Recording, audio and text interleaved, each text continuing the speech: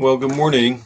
I see I'm 3 minutes into this. I wanted to nail down some scriptural passages that I think maybe I will read at the end because it might be helpful if I read it more at the end as opposed to the beginning, because then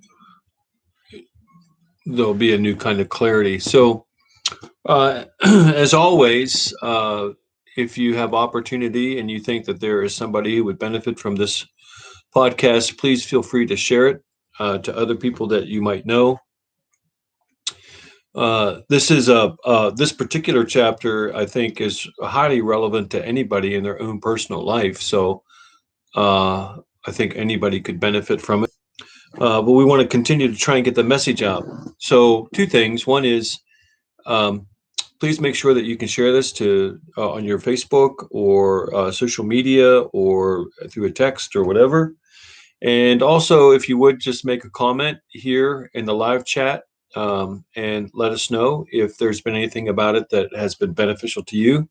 That helps people when they come. They'll look at the chat and they'll know if it could be helpful to them, or if there was a good if it was received well, and if it was beneficial to people who heard it. So in any case, we will be talking about chapter 9 today on Screwtape. Let me see. I'm sorry, chapter 10 is what we will be on, because we did chapter 9 last week. So we were on chapter 10. So if you want to turn to chapter 10 in your books, if you have them. And thank you again, by the way, for joining me here on this podcast.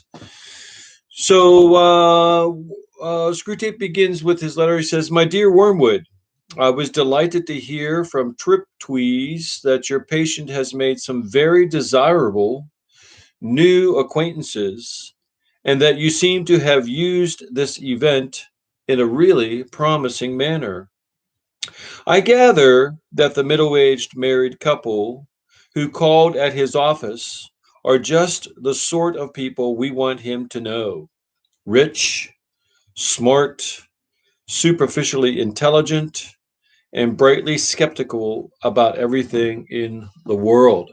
So what a phenomenal description of people, I think, particularly that Lewis may have encountered in his life. Remember, he was an Oxford Don, as well as a Cambridge professor too. So he taught in those two universities in Great Britain, that would have had within them among the most influential people in Great Britain itself. They would have been people who would have been very wealthy, connected socio-politically throughout the country, and they would have been people that would have appeared just like this: rich, smart, superficially intelligent, and brightly skeptical about everything in the world.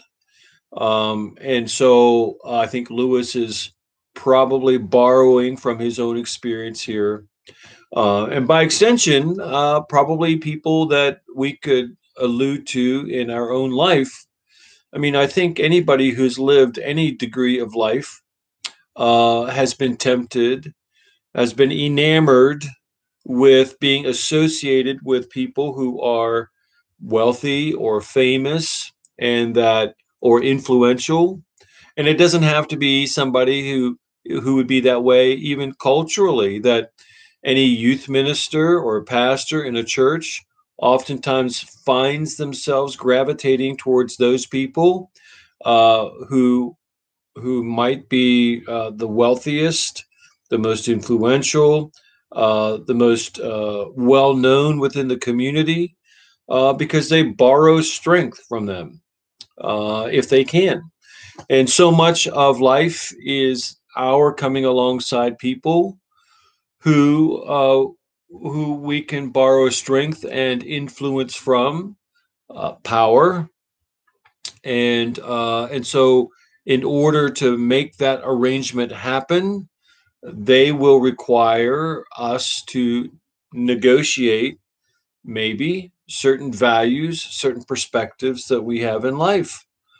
And so this is what is taking place here. Uh, this wealthy, smart, superficially intelligent couple has called upon the patient, Wormwood's person that he's primarily responsible for in terms of temptation. And so Screwtape is excited about the fact about how these kinds of people can be used to derail the patient's faith. He says, I gather they are even vaguely pacifist. Notable, this was during World War II. So I gather that they are even vaguely pacifist, not on moral grounds, but from an ingrained habit of belittling anything that concerns the great mass of their fellow men, and from a dash of purely fashionable and literary communism. This is excellent. So up until this time, Screwtape's Wormwood's performance has been pretty hit and miss, but apparently, according to Screwtape, Wormwood has done very well by connecting the patient with this kind of a couple. So Lewis is saying something here, I think, pretty significant.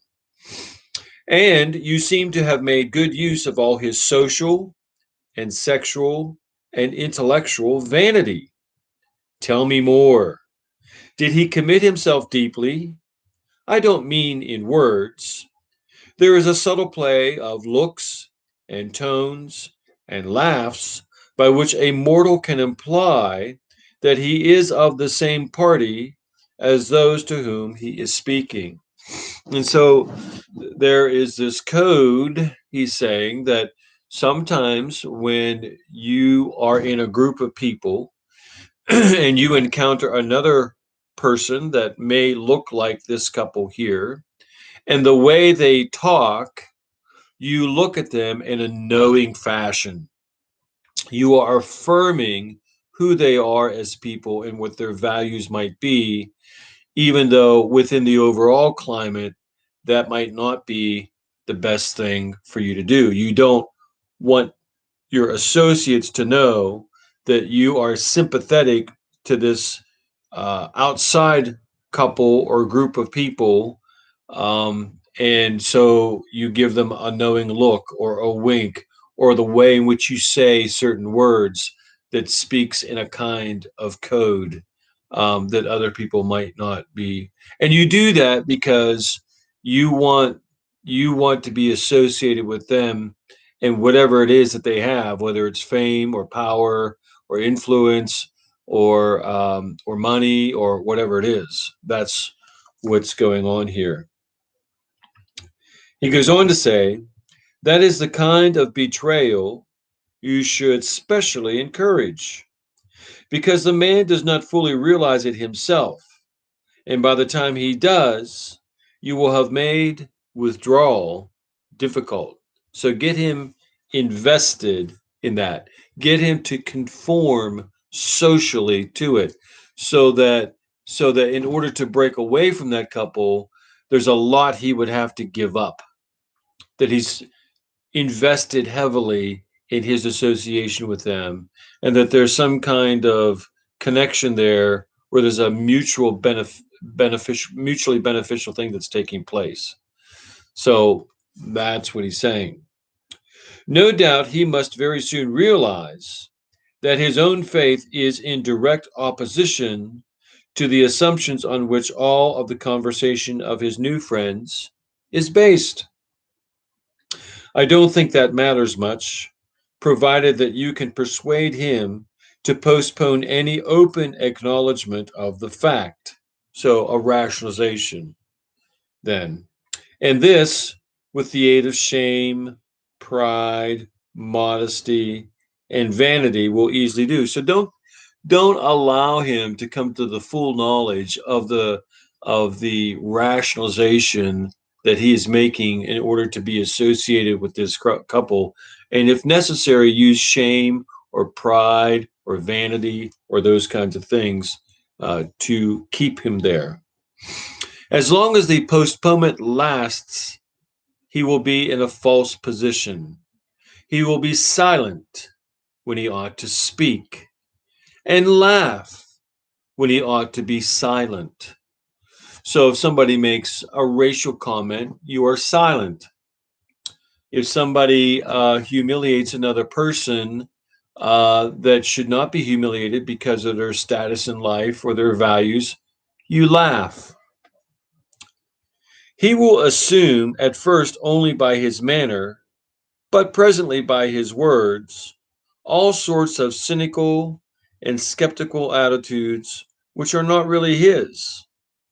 But if you play him well, they may become his. So he affirms those comments that make him be silent. He affirms those comments that make him laugh. But he's thinking, well, that only belongs to them, and I am only laughing or being silent because of what they say. But over time, their thoughts, their values, their positions in life gradually become his without him realizing it.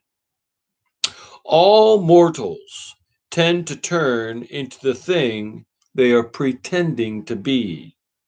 This is elementary. The real question is how to prepare for the enemy's counterattack. So Lewis is basically saying this is almost a default that all humans end up becoming what they pretend to be. It's just going to happen.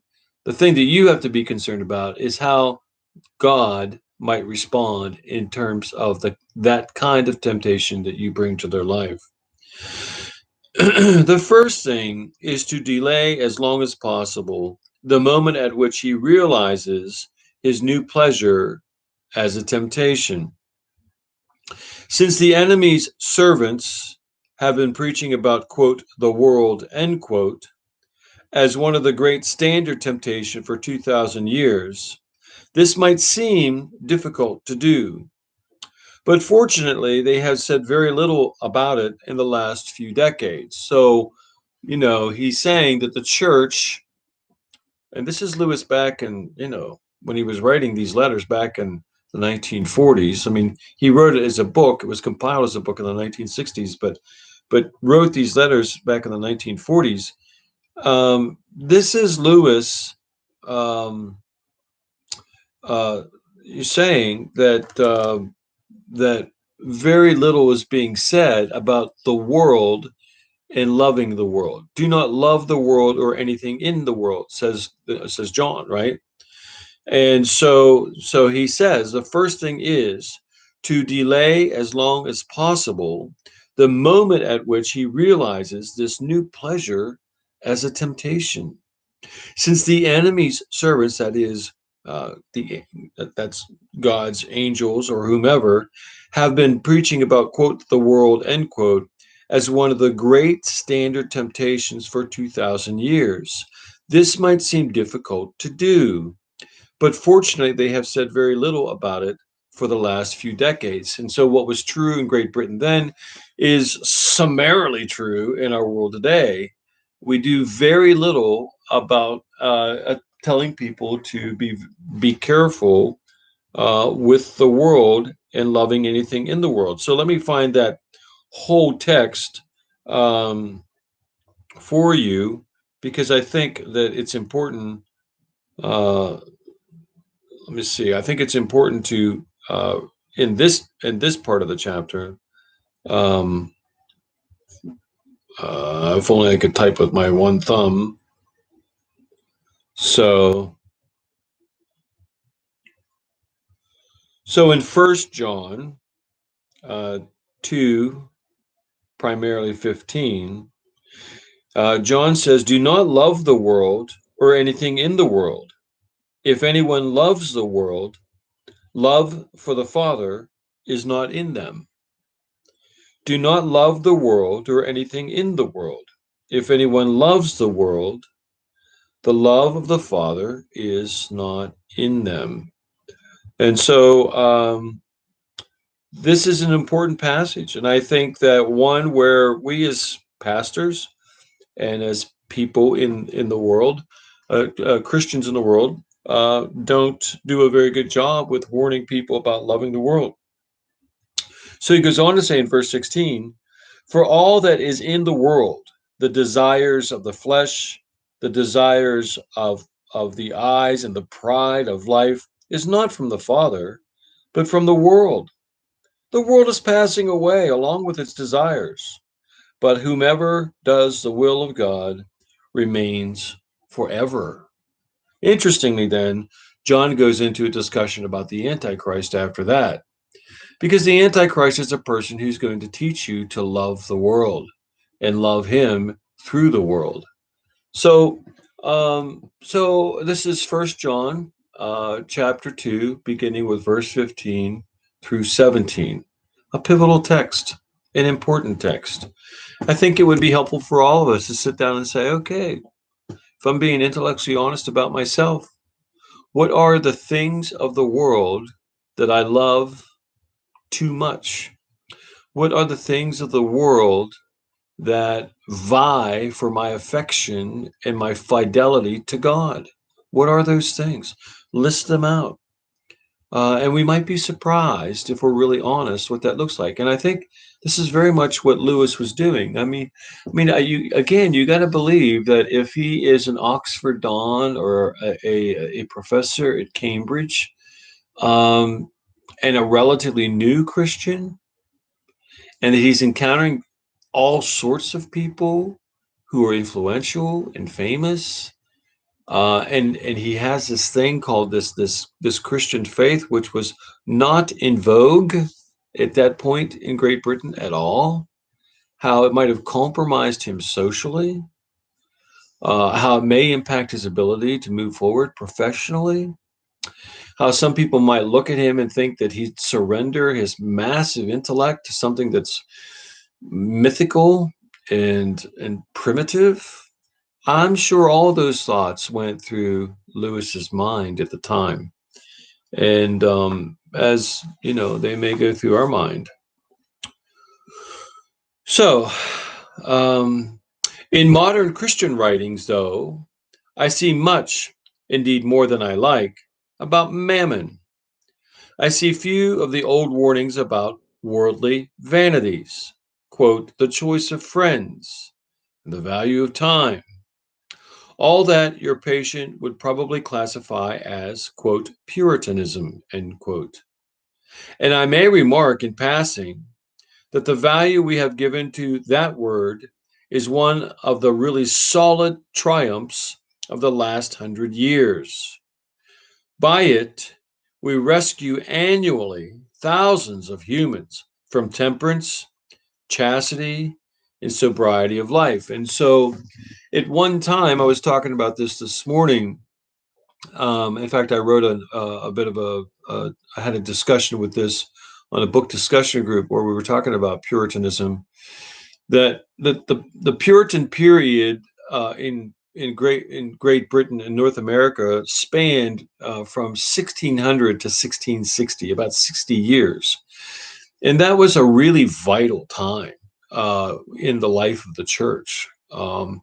It was largely highly reformed in its theological matrix, but there was a tremendous emphasis on evangelism and on things like holy living, about rejecting the more acidic and toxic elements of the world, and not necessarily becoming otherworldly, but living within the world in a way that they realized that they were aliens, citizens of another country, and so and so what happened then over time was that because Puritans rejected or were disciplined about certain things regarding money and chastity and those kinds of things, what evolved from that over the next 200 years or so was a disparaging description of what Puritans were. So that if you were a Puritan in the 1600s, among Puritans, that was a very good thing. But by the time Lewis came around, Puritanism was regarded as something that was negative and destructive and unsophisticated, primitive, all of those kinds of things, anti-intellectual, um, non-progressive, any of those words that you would want to use. That's what Puritanism was became what Puritanism became to be known from. So I'll read this again. He says, I see the few of the old warnings about worldly vanities, the choice of friends, and the value of time. All that your patient would probably classify as Puritanism. So he's kind of a Puritan in effect by how he's living his life. But what Screwtape wants Wormwood to do is for the patient to begin to see himself as a Puritan in the way that Puritanism was understood in their day. And so he says, I may remark in passing that the value we have given that word, regressive, negative, narrow minded, is one of the really solid triumphs of the last 100 years. By it, Screwtape is saying, we rescue annually thousands of humans from temperance, chastity, and sobriety of life. So people who were temperate, people who were chaste, people who did not get drunk would be called Puritans. And after they were called Puritans or Puritanistic, then they would be like offended by it, and then they would become ill-temperate, they would become unchaste, and they would drink more and become drunks. That's what he's saying here. Sooner or later, however, the real nature of his new friends must become clear to him. And then your tactics must depend on the patient's intelligence. If he is a big enough fool, you can get him to realize the character of the friends only while they are absent.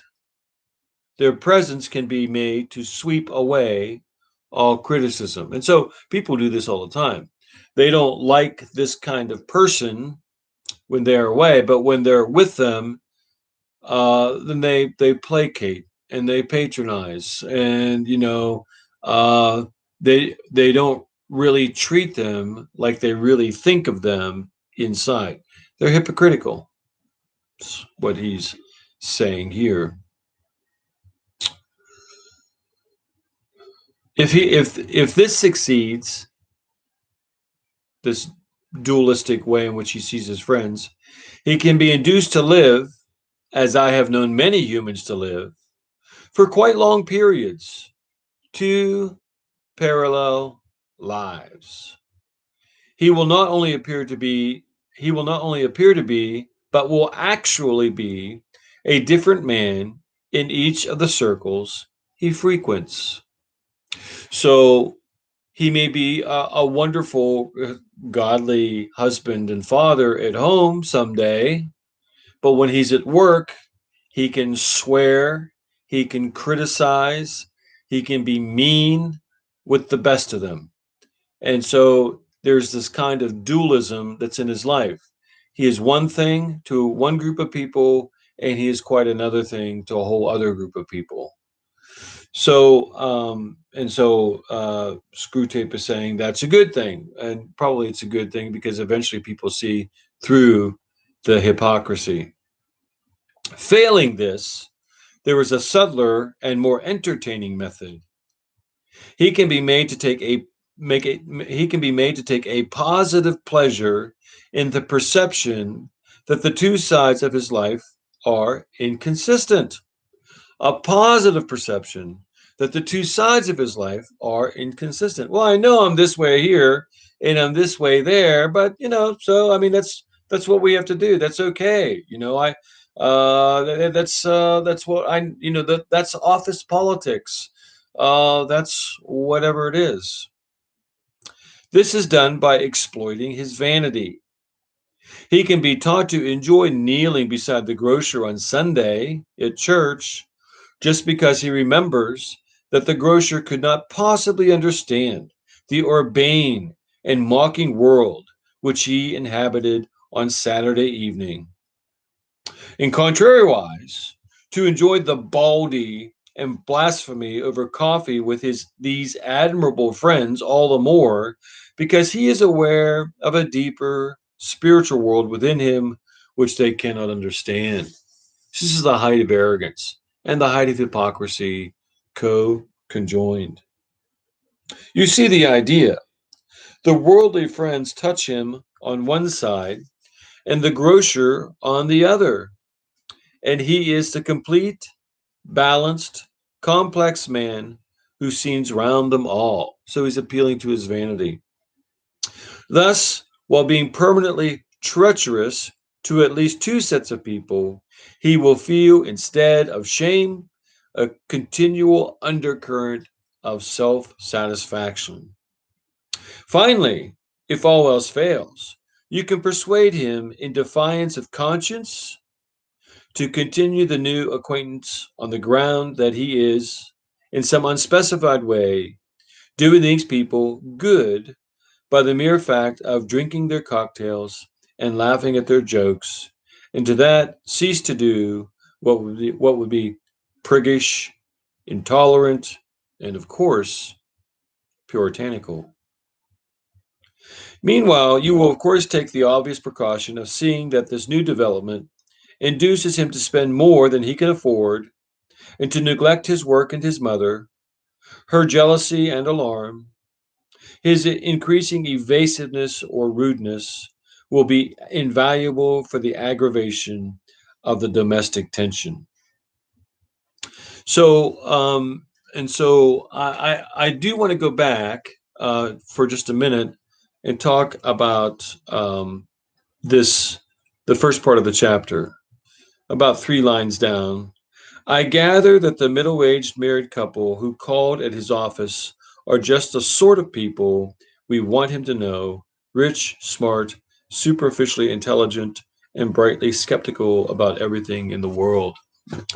So, look, we really do live in this world where there are people who have positioned themselves in such a way that they take certain stands. And the stands that they take make them very appealing, trendy. And people want to be associated with them because they are trendy. So if they can't be associated with that person or that group directly, then they will be associated with underlings or sycophants of that person or that group. And so borrow strength and seemingly make their life more relevant, more significant. We Christians have to be very careful who we let into our life in terms of influence. And we have to be really, really careful about what we let into our life in terms of significance. We really do. And in fact, we're called to be very, and I use this word in the best possible way, prejudiced about what we allow into our life, into the inner core of who we are in our heart and in our thoughts. That the prevailing thing that must guard us is this Judeo Christian worldview in conjunction with this deep and meaningful relationship with Jesus Christ. And that's the lens. So, metaphorically, Jesus Christ and his Judeo Christian worldview, his commandments, his scripture, his word. And with those two things, we filter everything else.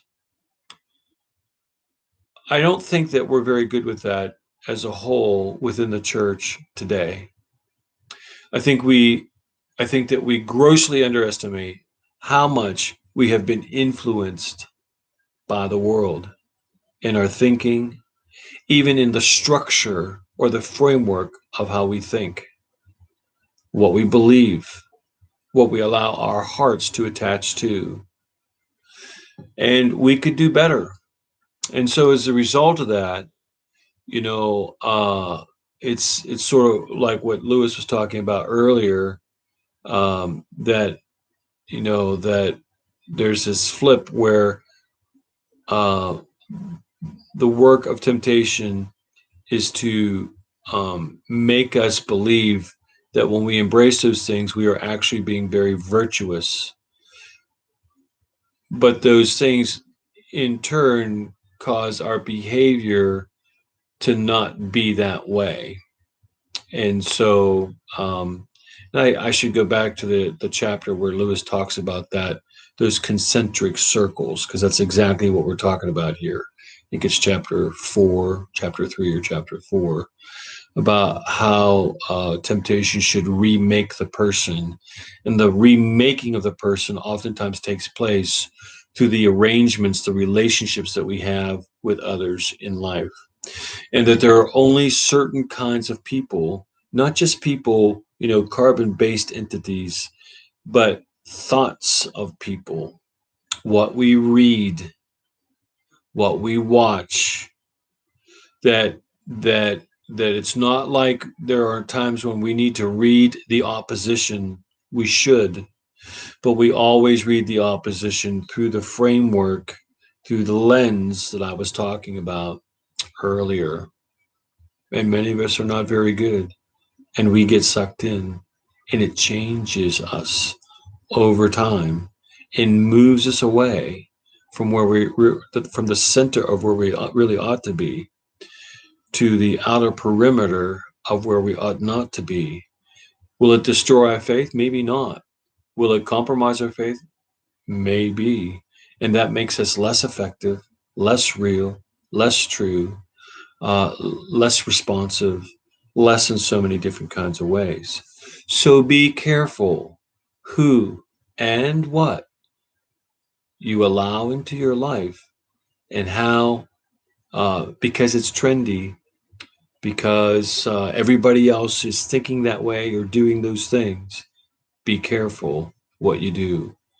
Allow the whole of Christ and the full counsel of his word to inform you and you only, so that you can have the kind of discerning heart and mind necessary, not just to survive, but to be effective powerfully within the world in which we live. So I have some passages of scripture I want to read to you, share with you. And the first is 1 Corinthians 15. And this is a passage that many of you would be familiar with. And so it's 1 Corinthians 15, 33 and 34.